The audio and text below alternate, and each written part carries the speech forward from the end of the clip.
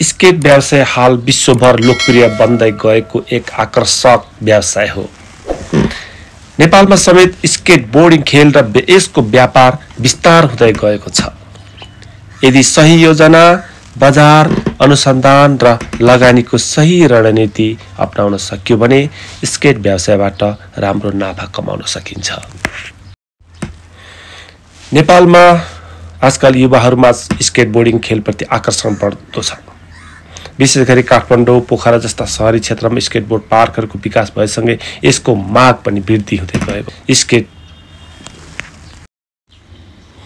Skate व्यवसाय नेपालमा नयाँ भए पनि सही योजना, लगानी र रणनीतिबाट राम्रो नाफा कमाउन सकिन्छ।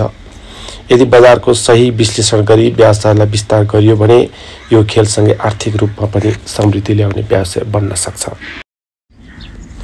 अहिले नेपालमा स्केट व्यवसायका धेरै अवसरहरू छन्। स्केटबोर्ड बिक्री गर्न सकिन्छ, स्केट एसेसरिज बिक्री गर्न सकिन्छ, स्केट पार्क सञ्चालन गर्न सकिन्छ, स्केटबोर्ड सिकाउने प्रशिक्षण आदि अवसरहरू छन्। यसबाट आम्दानी गर्न सकिन्छ। स्केट व्यवसाय सुरु गर्दा प्रारम्भिक लगानीको आवश्यक पर्छ। लगानीको आधारमा व्यवसायको मोडेल फरक पर्न सक्छ।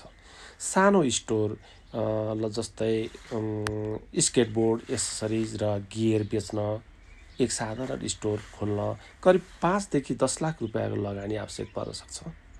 अनि स्केट पार्क स्थापना गर्न लागि स्केट पार्क खोल्न ठुलो जग्गा र सञ्चालन लागत लगानी चाहिन्छ, जसका लागि 15 देखि 50 लाख रुपियाँ लाग्न सक्छ।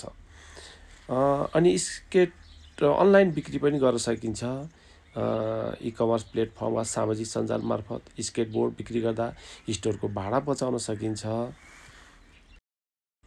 अनि यस व्यवसायबाट नाफा कमाउन लागि जस्तै ब्रान्डिङ र मार्केटिङ गर्नु पर्यो, विशेष छुट र सदस्यता योजना ल्याउन पर्यो, स्केटबोर्ड प्रतिस्पर्धा आयोजना गर्नु पर्यो, हैन, थोक आपूर्ति, कस्टम डिजाइनहरू बेच्ने आदि गरेर आफ्नो व्यवसायलाई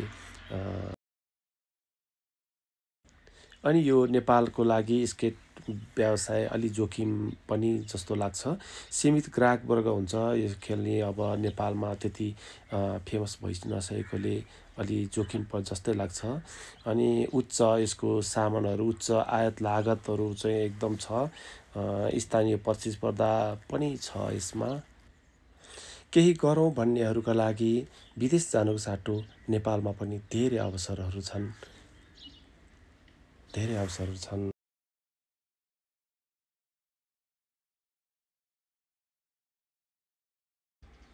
धन्यवाद।